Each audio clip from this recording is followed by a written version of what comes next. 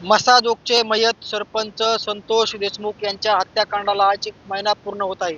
याच हत्याकांडातील आणि त्याचबरोबर 2 कोटी रुपये मागितल्या प्रकरणी गुन्हा दाखल असलेले विष्णू चाटे यांची पोलीस कोठडी 10 जानेवारीपर्यंत केजच्या जिल्हा सत्र न्यायालयाने देण्यात आली होती.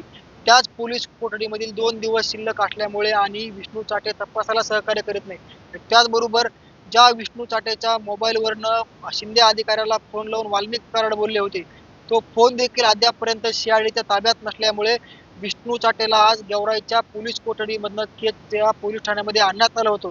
आणि याच केजच्या पोलीस ठाण्यामध्ये सीआयडीचे आयओ म्हणजे डीवायएसपी अनिल गुजर यांच्या प्रमुख उपस्थितीमध्ये विष्णू चाटेची जवळपास 5 तासाहून अधिक जे आहे ते कसून चौकशी केली आहे.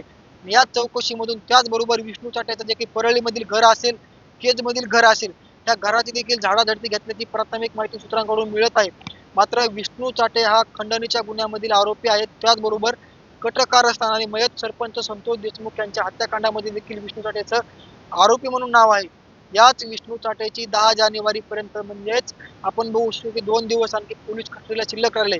हाच विष्णू चाटे पोलीस कस्टडीमध्ये हवा खात आहे. मात्र या पोलीस कस्टडीमध्ये विष्णू चाटे तपासाला सहकार्य करीत नाही. त्याचबरोबर जो मोबाईल वापरण्यात आला होता फोन कॉलमध्ये, जे की विष्णू चाटेच्या मोबाईलवरनं वाल्मिक कराड यांच्यावर देखील 2 कोटी रुपयाचा गुन्हा दाखल आहे. याच विष्णू चाटेच्या मोबाईलवरनं अवाडा कंपनीच्या शिंदे अधिकाऱ्याला फोन केलता. तो फोन देखील अद्यापपर्यंत सीआयडीकडे सुपूर्द करण्यात आला नाही किंवा देण्यात आला नाही.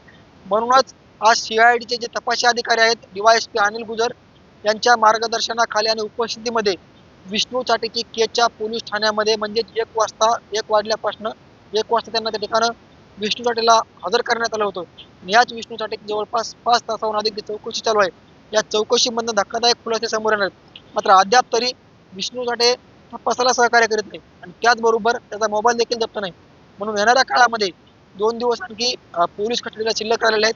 या 2 दिवसामध्ये नेमकी त्याची काय चौकशी केली जाते आणि येणाऱ्या 2 दिवसामध्ये विष्णू चाटे पोलिसांना मोबाईल सुपूर्द करतोय का हे देखील पाहणं महत्त्वाचं असणार आहे. मात्र अद्याप तरी विष्णू चाटेचा मोबाईल जप्त नाही. त्याचबरोबर विष्णू चाटे जे आहे तो पोलिसांना सहकार्य करीत नाही. त्याच अनुषंगानं कसून चौकशी केली जाते आणि येणाऱ्या 2 दिवसामध्ये नेमकीच वाल्मिक कराड त्याचबरोबर विष्णू चाटे हे येणाऱ्या काळामध्ये चौकशीमधून काय समोर येत आहे. आणि विशेष बाब एक नमूद करायची या ठिकाणं, ज्या विष्णू चाटेच्या मोबाईलवरनं फोन केला होता त्याच अनुषंगानं विष्णू चाटेचे देखील व्हॉइस सॅम्पल सीआयडीचे वरिष्ठ अधिकारी त्याचबरोबर एसआयटीच्या वरिष्ठ अधिकाऱ्यांनी घेतल्याची माहिती समोर येत आहे. आणि 5 तासाच्या चौकशीमध्ये नक्की समोर काय येतंय हेच पाहणं महत्त्वाचं असणार आहे. अद्याप तरी विष्णू चाटेला पोलीस कस्टडीमध्येच हवा खावी लागणार आहे. 2 दिवस पोलीस कस्टडीला शिल्लक राहिलेत. येणाऱ्या 2 दिवसामध्ये काय समोर येते हेच पाहणं महत्त्वाचं असणार आहे. मुंबई तहसील योगेश काशीद, बीड.